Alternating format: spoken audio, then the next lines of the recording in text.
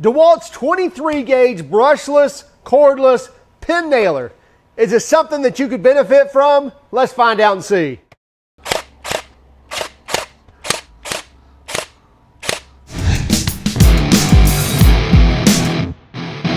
This is the DeWalt DCN623, and it's their 23 gauge pin nailer. No, it's not a brad nailer. It doesn't shoot brads. These pins really don't have a head on them. They've pretty much got a sharp point and nothing on the other side, so they're very, very small. And this shoots them, obviously, right? Anyway, brushless motor, part of their atomic compact series, so it runs on their 20-volt batteries. You don't need a lot of power to drive this, by the way, and you'll get up to 2,000 shots just on a 2-amp-hour battery. Now, before I give away too much, let's go ahead and dig in, take a closer look at these features.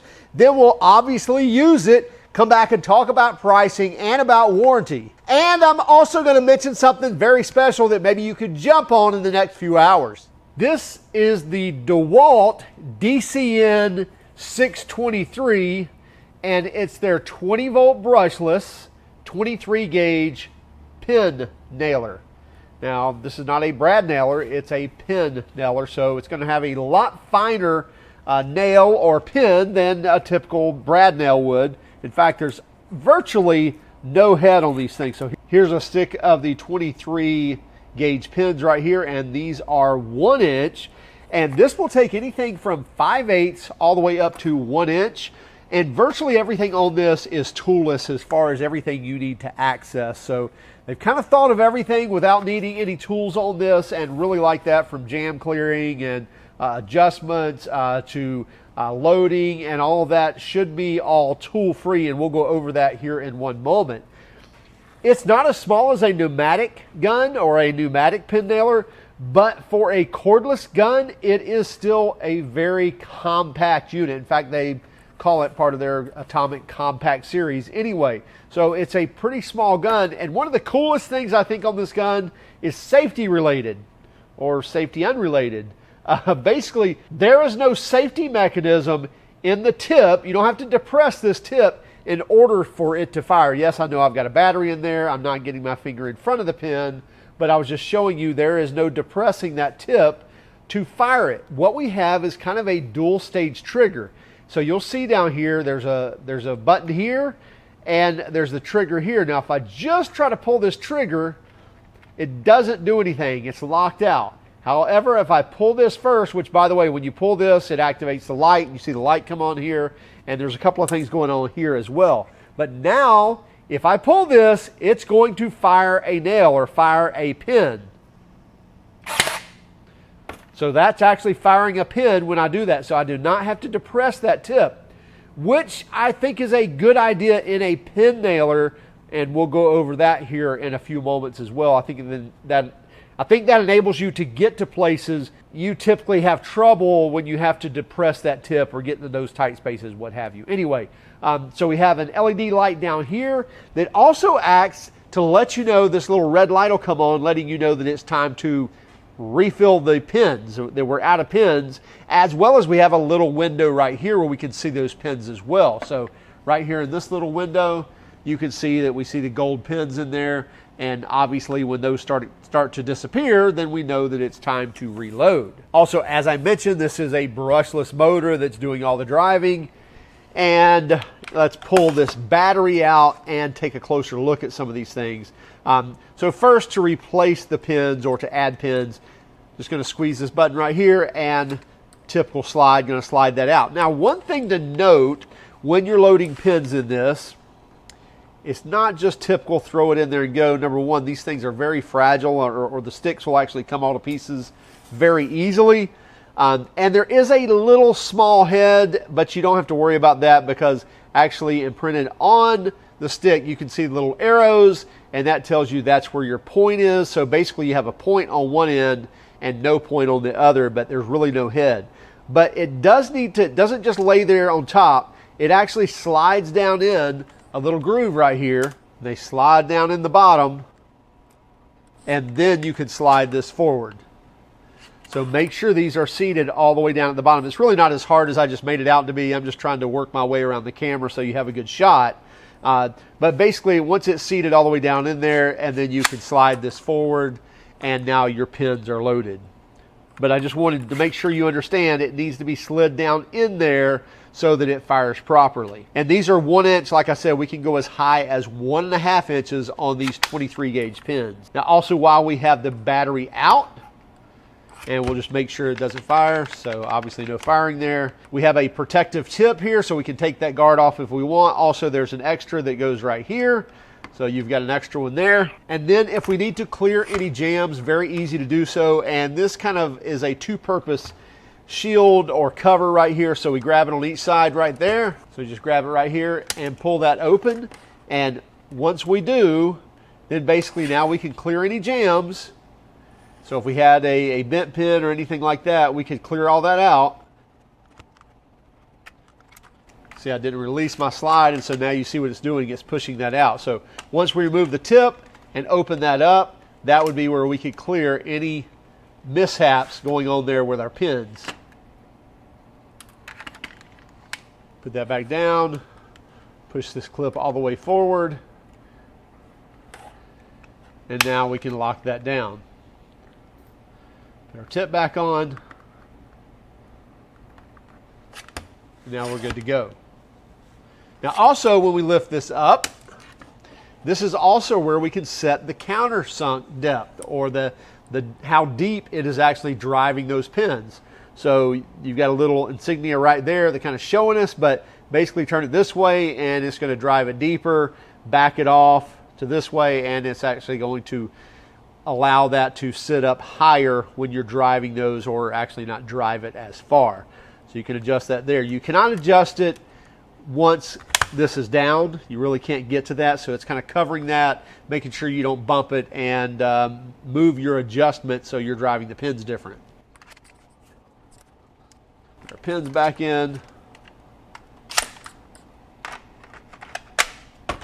Also, something to note, this is supposed to drive like 2,000 pins on one 2 amp hour battery. Now I have a 1.5 in there right now, but I think a 2 amp hour is actually the same size as that.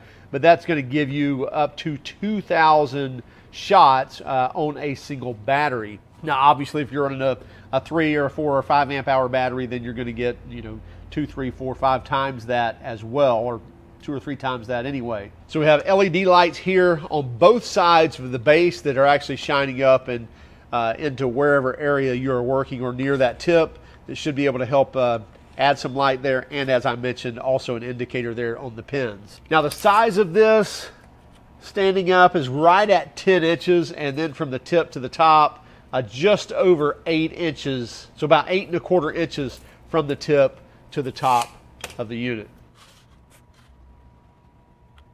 Zero that out, and with the 1.5 amp hour battery, you're looking at 4 pounds, 11.5 ounces, and then tool only. So under 4 pounds for tool only, 3 pounds, 15.5 ounces.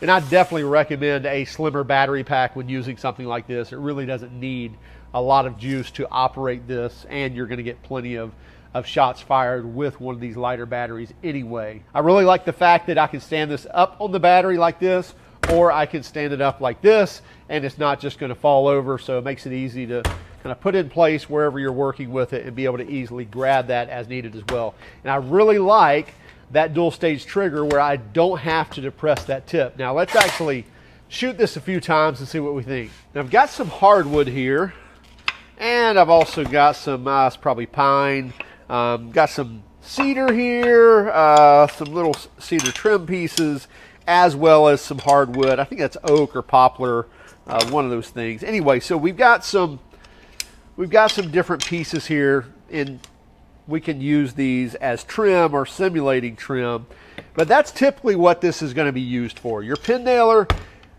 fine cabinet work, fine woodworking, but basically where you want to conceal those fasteners, where you may want to glue and staple or glue and pin and come back with minimal effort to cover that up, or maybe even hide altogether without needing to. Okay, so let's get a few of these things out of the way. And so as I was mentioned, we got a piece of hardwood here as well as some hardwood trim. So is it going to go through and actually be able to drive through all this and do that without, you know, making a huge hole or a huge indentation. So let's just fire one shot here. And yes, we drove that quite well, and it is holding there.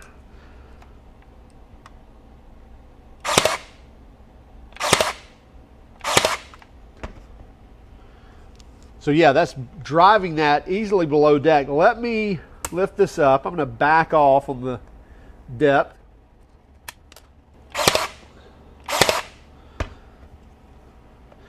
Still driving that very well.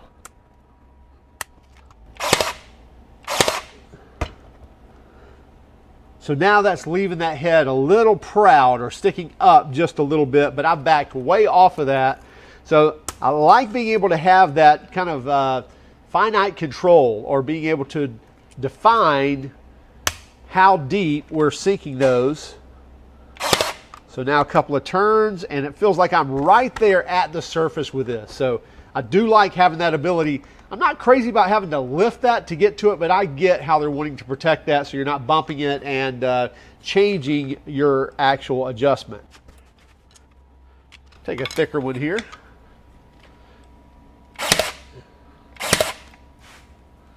Right there at the surface.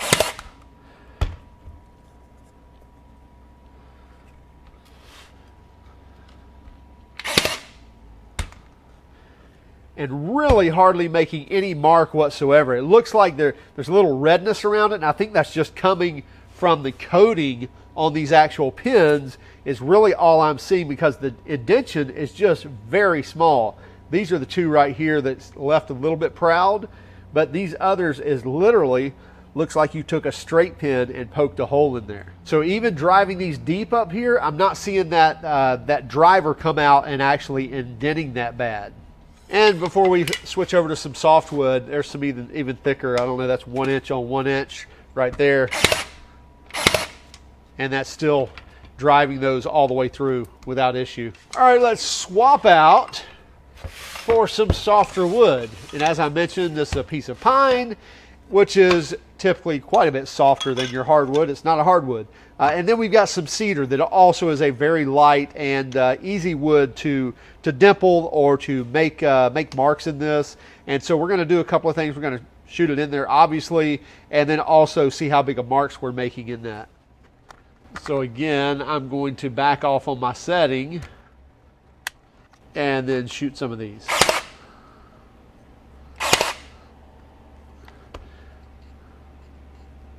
So that's definitely sinking those.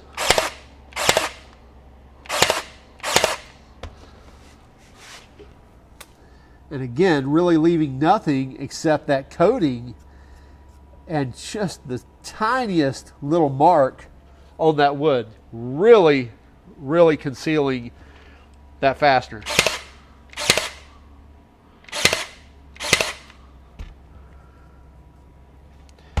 Feels like they're right there at the surface, but I've got it backed all the way off. Give it a couple of turns. And yeah, those are definitely sinking now. Let's double one of those up.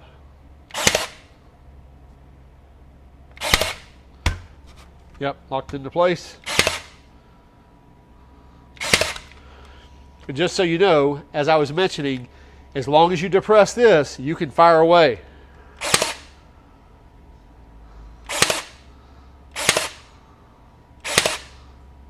So you do not have to depress any tip to fire that. Now, I know that may be a safety concern for many people, but I see this as a professional tool, and it should be handled as a professional tool.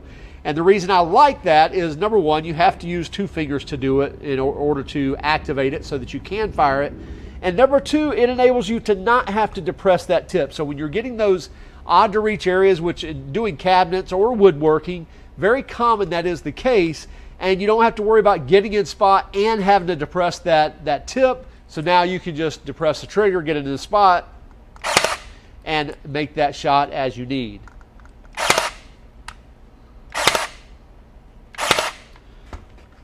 And there we go. Even at an angle, it's driving those well below deck.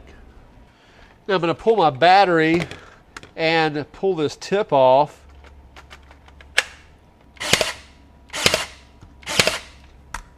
So you can still fire it. However, I'm getting some pretty deep indentions now. So now that little driver tongue that sticks out that drives that pin, now we don't have that piece of plastic taking up that space, and so now it's putting an indentation in that wood. So a lot different driving experience. Now we've got a pretty big hole to fill with any filler, where before paint would almost fill up those marks that it was putting in here. Now obviously you wouldn't want to count on that, but that's how fine those marks were. But now without that tip on there, we're making a pretty big dimple in that wood. We'll drive one right beside it.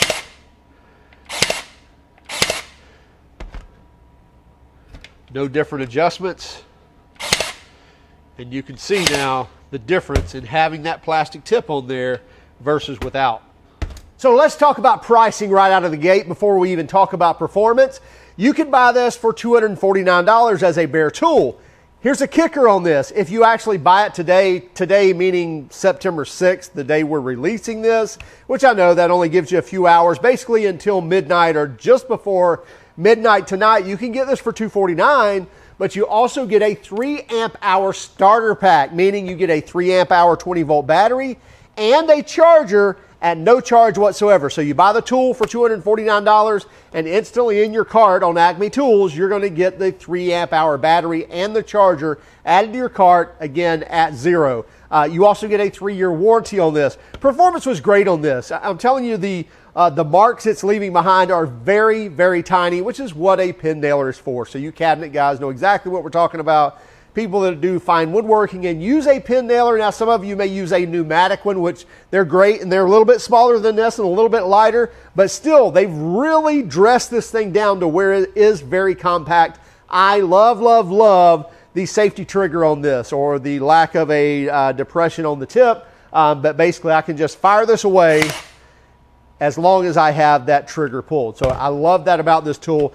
Really like this. Again, it performed very, very well, sinking in both hardwood and softwood without making big marks, as long as you have that tip on there. I showed you the difference there. So be sure to check it out against the DeWalt DCN623. We'll have a link in the description. Also, keep track of us on Instagram, Facebook, and Twitter, and even TikTok now. And if you don't mind, would you hit that like and subscribe button if you haven't done so already? And by all means, if you hated our video, then give us a thumbs down. But would you let us know in the comments why? Have a great day and keep smiling.